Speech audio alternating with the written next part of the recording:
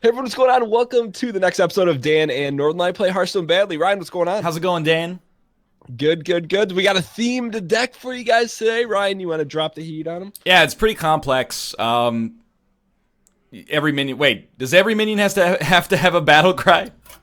That is correct. Give me 1 sec. I didn't vet this one in advance. I had it pre-built. Battle cry? Like pre-built from another life? No, from like an earlier quest. That was like, hey, you played 75 minions with battle cry, and I was like, that's ridiculous. But okay. they do all have battle cry. Thanks, previous self. Alrighty. I'm coming back. Oh, you know how you got that card back? It was last week's Tavern Brawl. But wasn't it like a secret level? I think just beating it once got me the card back. But there was like, it was Diablo themed, so there was like, if you pumped all of the opponent's secrets, then he summoned the portal, and then if you didn't kill him by the next turn, the portal sucked you into the secret cow level, and then like he became the cow king, and he summoned a bunch of cows. Did you watch that, or did you I play it? actually beat that Tavern Brawl like 12 times. Why? It was really good for quests. What did you... Oh, like banging out... Yeah, like you got like well, I had a win 5 Tavern Brawl quest, and I was like, you know how long that takes against a human? 10 games. You know how long that takes against the AI? 5 games. So that was just to, run the math on that one. So you're back to spending hours at a rate of 17 cents. Yes. Getting compensated 17 cents. Good for you, Sir Miggleton. Sir Finley Murgletron, Dan. Speaking of Sir Miggleton, Factorio's been out for like 10 years. Yeah. Right? Like, how did that become like a game again? Well, we were playing Astroneer, which is like that survival game. Well, you're playing it with Mathis, so you know, but yeah. It's kind of busted. Like, we had a save, and then the update came out and broke our save. So we recorded like 6 episodes of season 2, and then the freaking next time we loaded it up, our saves were corrupted again. So it was just like, oh, we don't want to like just keep doing the same 7 episodes over and over. Like, that's just stupid. So instead, we decided to start something a little bit more stable. So we started Factorio, and like people, we're in. Like, we probably suck at it, but we're invested, and it is a wonderful experience in building a society together. But I thought that was like, I played a little bit of it. Isn't it like almost kind of like a competitive RTS, or is there not that element? No, of it? It's just a survival game. It's not. It's entirely collaboration. Oh, okay. If you want it to be, I guess. Could you attack each other? You could murder each other, I guess. We have managed to not do that so far, though. Do you think that's going to happen at some point? I don't think there's enough incentive for it to happen, honestly. Like, can't you like blow up Austin's track and then get all his coal wheeled into your house? Is that how you played when you played it? You were like, hey, that coal that's in the ground belongs to me? That's like way too real, man. No, it just for me it just felt like, and I told you this I think in Skype, I used to play this logic game as a kid, and it was like one of those games you got as a kid, at least for me, that's like, oh, you could play this one more than the other ones because this one's supposed to make you, it's like academic. It's right, called, like the Island of Dr. Brain. Yeah. And it's like, that reminded me too much of that game. It's like, you got to think. It's a smart game, like, there's no doubt about that. Yeah. I wouldn't disagree with you on that one. But no, I think it was cool when I played it. I'm like, oh yeah, this is good. It just takes a lot of mental power to understand. It was a fun time. I don't know why you're ragging on it so much. I would describe it as the perfect game for you. Well, that's very kind, Dan. Thank you.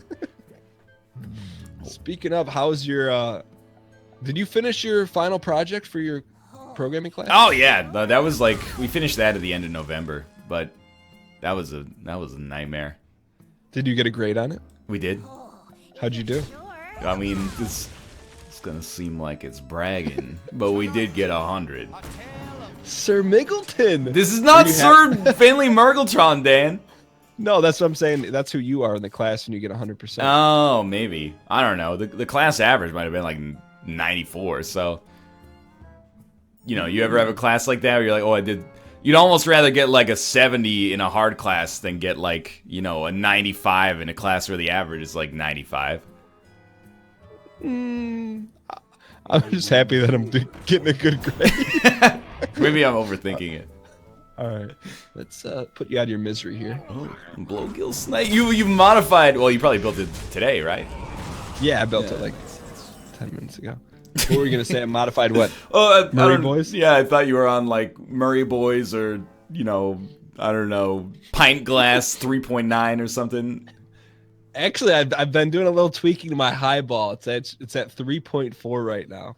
3.4. Well, you know, you ever hear the expression, if it ain't broke, don't fix it? Like, it wasn't broke. But it can always be improved. Speaking of, when you do like software updates, Yeah. do you always change the second decimal point? I mean, it depends how ambitious you want to be, right?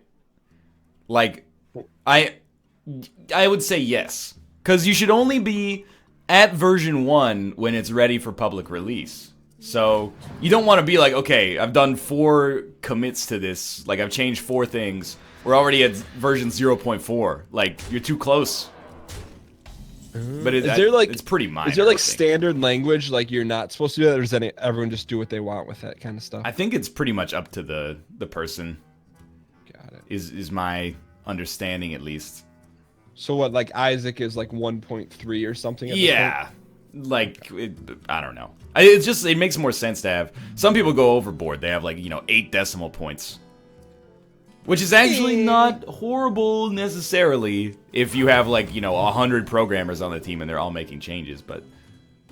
Hey, let me ask you the logic behind this or why this works like this. So back in the day, like some Nintendo games, yeah, their save files were like 16 to 32 digits. Okay. You know what I mean? Yeah. How would that, like, so a game like, I believe Metroid had that.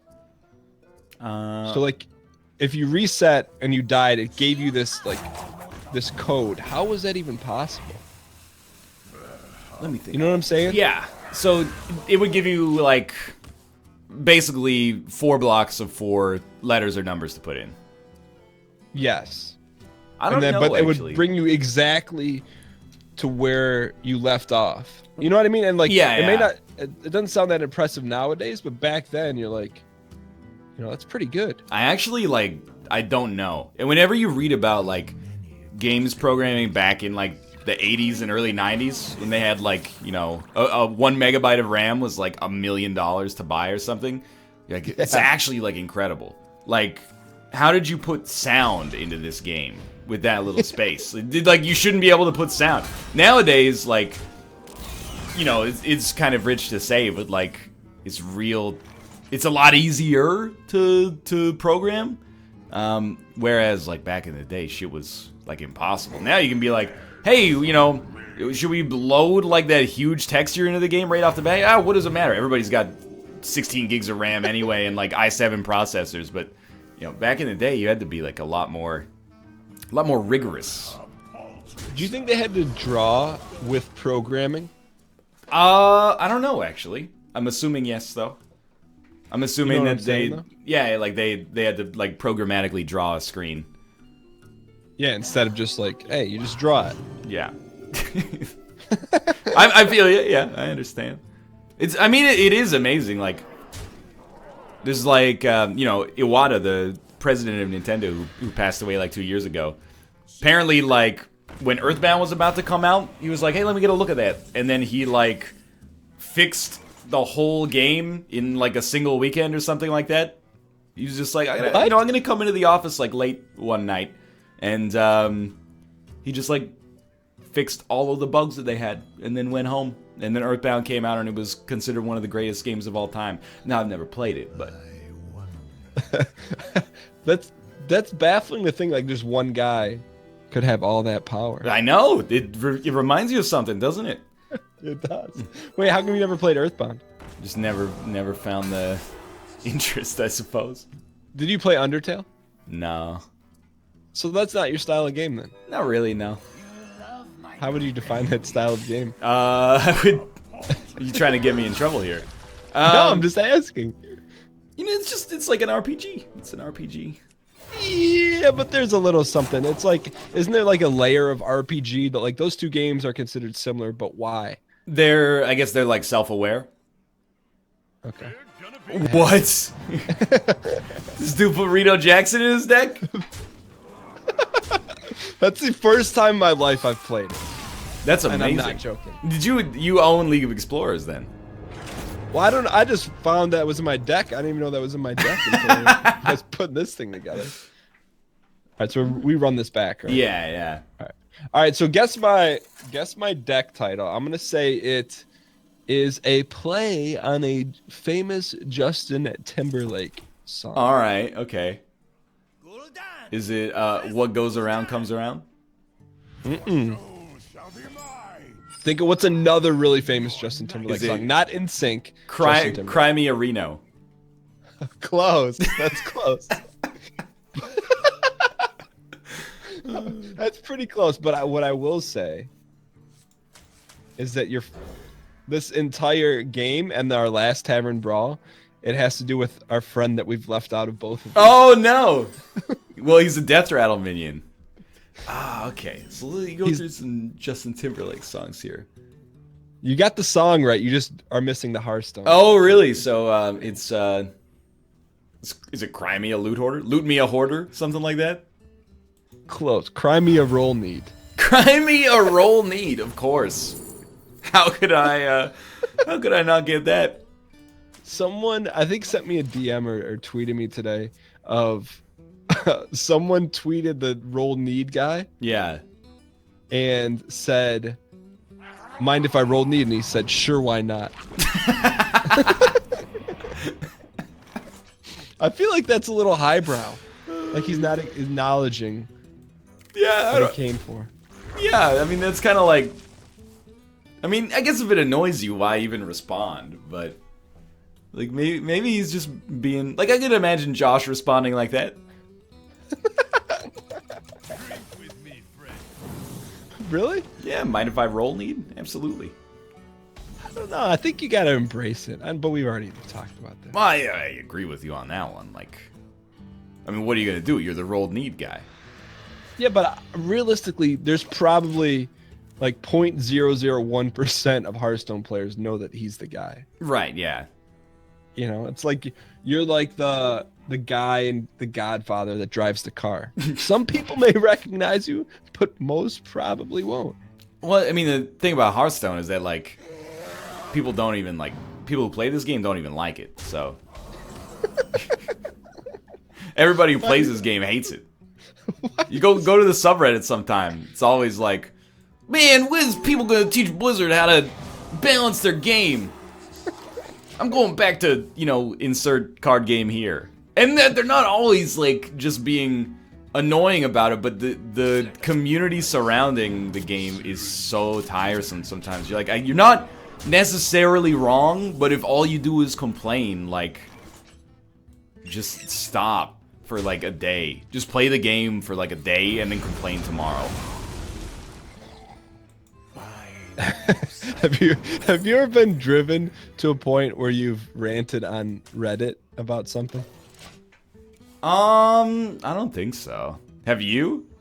I have not, but I'm just wondering at any point in your life, like, it doesn't have to be anything gaming related, but was there something that, like, you know, drove you to, like, need to vent online? No, but I taught with a guy in Korea who, like, he didn't know what Reddit was. This is back in, like, 2011, so it's not like it was a well-kept secret, but it wasn't, like, extremely well-known.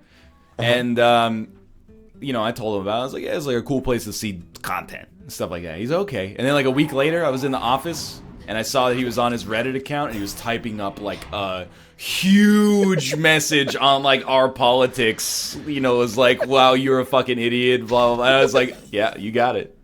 That's the next step. But did you have to look over his shoulder? Well, I walked over there, and then he was like, you know, he was typing for a while, and then he, like, minimized. It's like, maybe I shouldn't let this guy know you know, what my Reddit ID is or something, but Oh, hey, your Reddit name is like common knowledge, right? yeah. Okay, I didn't want to. No, it's. I mean, what does that mean? It's just like, it's just an alias. It doesn't mean anything. I know, but did you use it for other aliases? Well, I wouldn't want to tell you that, would I? Dan, we're living in this era of like, you click on one link in an email, you destroy a whole political party, and you're like, oh, what's the name of the first car you owned? You gotta obfuscate the connections, like online to some extent, man. You're gonna get fished. But I've never asked you that question, but I would like to now that you brought it up. You're living in this era of like, what am I like, you know, you got a password that's like, you know, football 1-1 or something like that. That would never be my password. He's alt-tabbing right now to change all his passwords. But I don't know. I just don't think like that. No, it's a new era, man. I mean, I guess it's good like that you don't think like that, but was the first car you drove, was it a truck, SUV, or small sedan? Actually, I learned to drive on a Ford F-150 with like a huge cab on the back that like created these ridiculous blind spots. Who was it? A family vehicle? It was my grandfather's car. What was the cab for? I've always seen people with those, but I've never understood what the need for them. Like you can fill up the bed of the truck more without risking it like falling out. But if you're just hauling gravel, do you really need That's real funny, Dan. That's hilarious. So funny, I forgot to laugh. Wait, so that's what you learned on? Do you know how to drive stick? No, not at all. Have you ever tried? No. When I was younger, my dad drove a manual transmission, but then I was like, well, I mean, he bought automatics for like the rest of the time that I was in their house. So I was like, why would I learn to drive? I'm not gonna buy my own car so I can learn to drive a stick shift. I'm 16 years old. Did you buy your own car? No. Oh, okay. I say, being an only child, I'm like, there's no way Ryan bought his first car. No. Well, I mean, I did buy my first car, actually. But my first car is this 2015 Ford Focus, man. When are you going to come to grips that it's a Fiesta? It's not a Fiesta, Dan. The Fiesta is a sensible automobile as well. I would never dispute that. Out of 10 honks on the horn, what do you rate your Focus? Well, I like it, but then somebody in chat was like, NL, I gotta talk to you. Like, the Focuses from 2007 to 2015 have a known issue with their transmission. Where, like, if you're going up a hill, the car just starts to shake, and then you gotta, like, get the transmission replaced sometimes. And when he said it, I was like, that's exactly what happens. If I'm going up, like, a long hill, the car just goes, like every once in a while, so... And he's like, you gotta sell that. And I'm like, yeah, but I'm, like, pretty lazy, too, so... Wouldn't that be considered a recall? I don't know. Maybe they've done a recall, maybe they haven't. You don't seem to sound too concerned about it. I mean, maybe it's naive of me. I would hope that the dealership would let me know, but maybe not. That's understandable. Well, you know, I was like, well, if it's busted, you know, I'll just shit talk them on social media. This is alright. So I don't get, like, I honestly, one of my George tenets, if you will, I try to avoid. Let me rephrase this. I try to stay positive, even in the face of, like, you know, bad stuff going on. You know, but I get it. Everyone's got stuff they need to complain about. However, one of the things that I don't understand, and if you can indulge me on, is, and if you've done this, this is no, of course, shake of the rattle against you, but is complaining about airlines on social media. I have done this once. Well, tell me about the situation which you unleashed. Well, basically, like, we bought our tickets for this flight like months in advance, and then when we got to the gate, they were like, "Yeah, we overbooked this, so like we're not even gonna be sure. We're not sure you can even get on this plane right now." And I was like, that's pretty fucked up, because we, like, you know, bought tickets under the assumption that we could fly today. And they're like, yeah, I know, oh, it's messed up, you know? Sorry, the world wasn't built for you guys. You think you just buy a ticket, get on an airplane? What year is it, right? Anyway, and then eventually, like, we got on, and we're like, can we sit together? And they're like, no, that's not possible. Like, okay. So we sat, like, in different seats on the plane. And it was in December, like it was holiday season, so it was super expensive. So I like tweeted, I was like, Air Canada, what's up with this? I don't know, they did the standard like, hey, we're really sorry you had to deal with that. Here's the customer service line. Cthulhu, really? Without any Cthulhu cards, just Cthulhu itself. I'm still learning how to use it. So then, and then, well, then basically they were like, call customer service. And I called customer service, and I was like, hey, you know, it's pretty fucked up, you know? We bought our tickets, we didn't even know if we'd be able to fly, weren't able to sit in the same seats even though we chose them. And then, the lady on the phone was just like, well, you know, we don't control the universe, sir. Was, oh, alright, well, sorry, I guess I was, like, asking you to control the universe.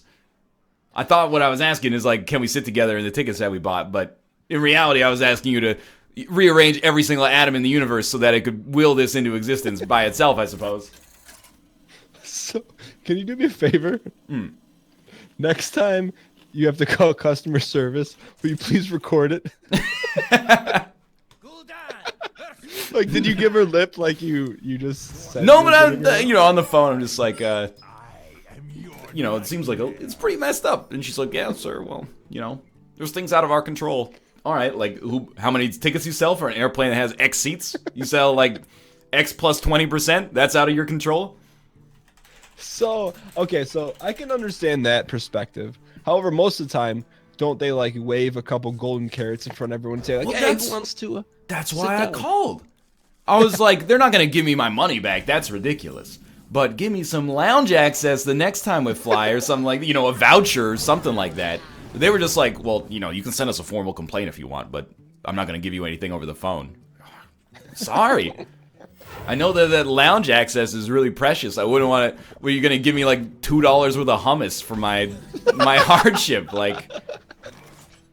No, that was annoying. But I think that most complaints on airlines, I see from, like, either people who fly all the time or from people who never fly.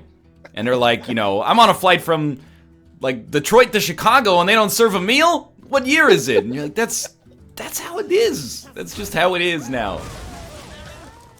I don't know, man. I just see people like, oh, hey, I'm connecting flights. I have 45 minutes. So when they booked it, they know they have a 45-minute window. Yeah. But we ran into a snowstorm, and Delta, how could you let this happen? I'm like, guy, come on, guy. Like, you know, I understand you're upset, but what are you going to do? You know?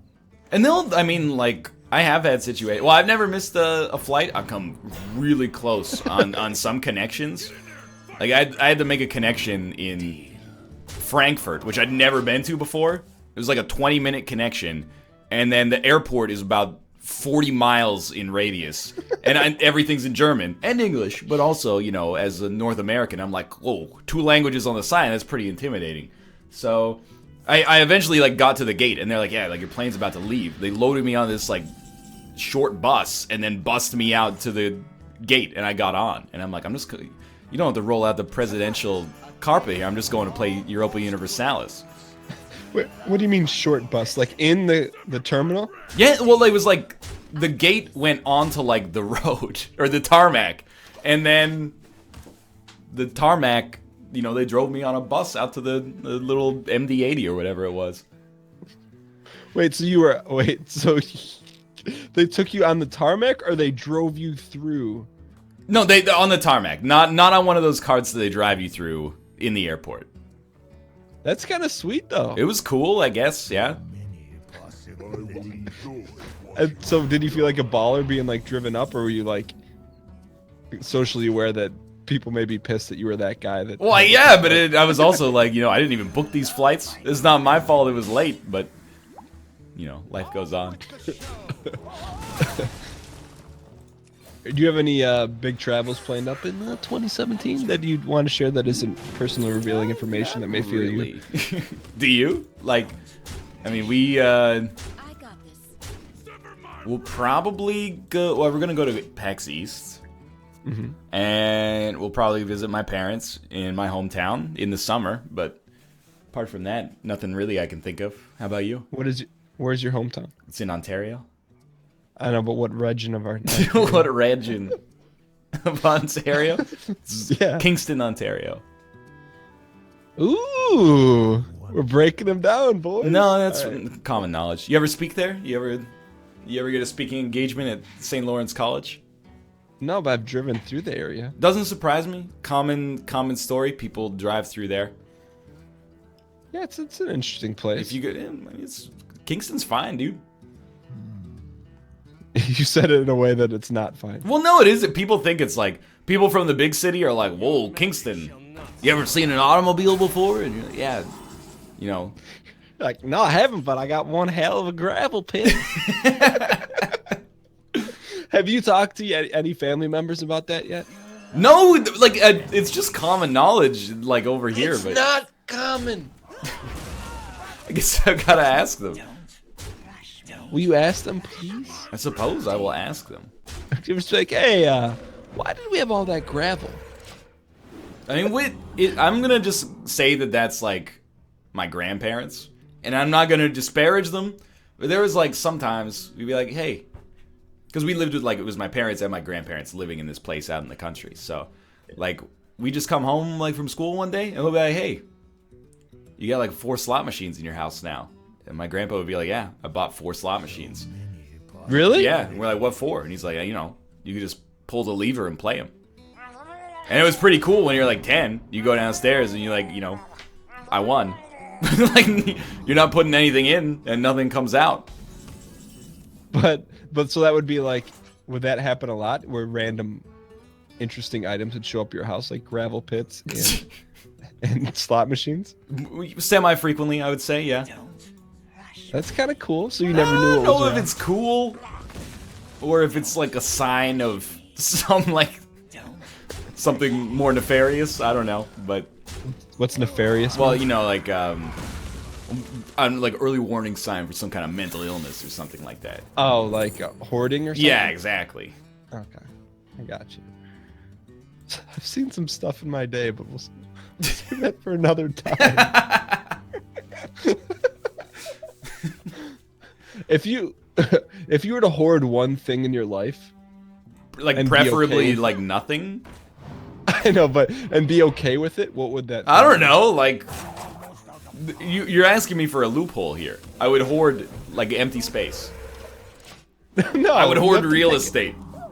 No, you have to pick an item within your. I don't want to hoard. What would you hoard, Dan? I don't want to hoard anything. There's never. Let me put it this way. There's no episodes of Hoarders where they go in and they're like, "You got a lot of good stuff here." It's always like, no matter what the stuff is, they're like, if you got to climb over it to get to your toilet, there's a problem, right? Wait, so I know, but just say that your life depended on you having one item. It doesn't have to be in your entire house, but say maybe 2 rooms of your house filled from ceiling to floor. What would that item be? Cold hard cash. Come on. Well, I don't know what you're asking of me. I don't want the NL answer. I want, like, it has to be an item. I don't know. I guess you would want. What about the gold? Okay, it cannot be an item that holds a tremendous amount of value, like an asset, like gold or cash or real estate. What about black lotuses? Oh my fucking god! I had so many opportunities to get lethal, and I refused. And this is how you repay me. That's because you didn't answer the question. Did you be honest? Did you just top deck that? I did. Oh my god. So if you would have answered the question, you probably would have done lethal, and we would have been living another day. I don't know what I would want to hoard. That's like what if you had to be addicted to like any drug. What drug would you be addicted to? Oh, even caffeine. the You case. can't say caffeine. It has to be injected into your bloodstream, right? Like, That's not even the case, though. This is like an item that you could have almost an endless bounty of in your home, and you're choosing to take it the negative way. I mean, you won't let me take anything that's worth money. That's acceptable. So I gotta take just something that holds sentimental value despite having so much of it that it inconveniences me. No, it can have a utility. Like what? I mean, there's a lot of things. I don't want to spoil the activity. Well, what would you choose? Like, you gotta. It's not that I'm trying to obfuscate my answer. It's that I've never answered a question like this in my entire human existence, so I have no basis for like what makes sense and what doesn't. Well, I mean, I think if I had to have like a bunch of items in 2 rooms in my house, I would go with LaCroix. Yeah, but then you drink it and it's gone. That hardly seems fair. It's like I got a lot of this thing in my house, and then now I don't because I drank it all. But it automatically replenishes itself, and it never spoils. Okay, well, sure, that's fine. I think that makes sense. I'll accept it. Okay, so then what would your answer be? LaCroix. You stole a fizzy lifting drink. Hey, what's with you? Oh, that was my bone I had to pick with you. And I don't pick a lot of bones, but what's with you bashing my movie reviews? I wasn't bashing them. Oh, there was some serious bashing. I just threw it out there as like, well, first off, you gotta admit, dangheesling.com/movies is a great URL. It is. It's an all-time classic URL without a doubt. Before you go on your roast, let me just say, the intended purpose of that was for me to track movies that I like and that I've seen, so that I'd never watch the same movie again if I don't have to. Is that a recurring concern? Sometimes you watch like a drama from the late 90s and you're like, I don't think I've seen this, but then about halfway through you're like, oh yeah, I've seen this. I don't want to watch it. You're talking about A Bronx Tale. No, I'm talking about like The Firm with Tom Cruise. Oh, that movie's all right. Yeah, but you don't want to watch it more than once in your life. I can feel you on that one, I suppose. But anyways, go ahead. Yeah, the second thing is, you gave Prometheus a 9. What's wrong with Prometheus? Prometheus has got, I mean, I could see you giving it like a 7. Personally, it's like a 3 for me, but I get it. You know, it's framed very nicely. It's intriguing. You know, the special effects are good. But a 9? Can I tell you why? Sure, yeah. So I went into it to Prometheus, and this is spoiler alert, not knowing it had any connection to Alien whatsoever. What the fuck? What? The 1414 Blubber Baron? I've been hanging on to him, building them up. No, you you dick. That was my whole deck was built around him. Look at him counting his 10 pennies. I'm so salty about the way that this went down. Taunt, please. No. I had to win, man. I had so many times. It's like the conversation's going nicely. Let's just let it go. Oh, that's what you get. That's what you get.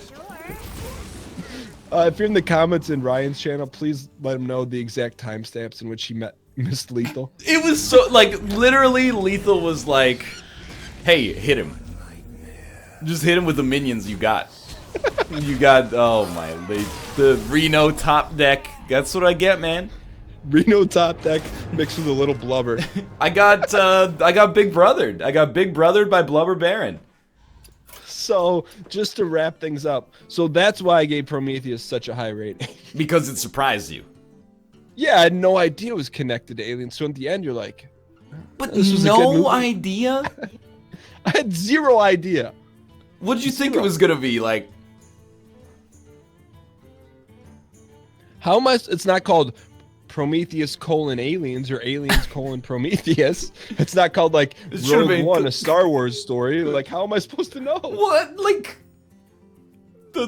I guess I can't put myself back in 2012 and be like, well, it's obvious, you know? But I was like, when I went in, I was like, I'm pretty sure this is Alien. Isn't there like, there's in the trailer, they're like panning over the walls of the facility they go inside, and there's like a xenomorph head etched into the wall or something? 90% sure that's not in there. Wait, you know, okay, Alt-Tab, Prometheus, Xenomorph, Mural. It auto-completed, Dan. What does it look like? It looks like a freaking Xenomorph. Here, I'm gonna... Tell me, what did you type in again? I'm just gonna link it to you in your Discord. Hopefully the beefy bison doesn't mind. I'm pushing his message a little bit out of the way. Alright, I'm clicking on this. So this... Yeah, how are you going to see this in the movie? It was in the trailer, dude! Yeah, but if this flashes in front of the trailer and you're not paying attention, you're getting junior mints and some popcorn, you're never going to see this. Well, I'll tell you what, Dan. This is damning. How do you feel about this one? It's got all the red squares already on it, analyzing what's happening. you get a face hugger. You get a... No! Wait, so is this in the movie? Yeah, look, Numi Rapace is going up to that. She's like, what's up with this thing right here? Who is Numi Rapace? She plays Shaw, I think is her name. Numi Rapace? She's like, my name is Lieutenant Shaw. For you to pull... I've been amazed by you a few times, but this is a nobody... I mean, no offense. A nobody actress. What are you talking? She was in the Swedish version of the girl with the dragon tattoo, aka the original. Wait, did you say Swedish? she's been in Prometheus and the girl with the dragon tattoo, the original. Yeah. What else? The Drop, Child 44, Passion, The Monitor, Labyrinth, Mobisodes TV series short as Nikki. She's not unknown, dude. Oh, she's about as unknown as they get. What are you talking about? She was in Sherlock Holmes: A Game of Shadows. She played Madame Simza Heron. I'm just telling you, I'm amazed. This was no... Well, you scrolled down too far. You got into the part where she was only famous in Sweden. Yeah, okay, I've never seen Pusselbiter, the mini-series that aired only on, you know, Swedish public access, but... Wait, look at her career in 2007. Tell me what's going on there. When she was in Daisy Diamond and Labyrinth Mobisodes. What's a Mobisode, and why is it called Labyrinth and not Labyrinth? It's Swedish, man.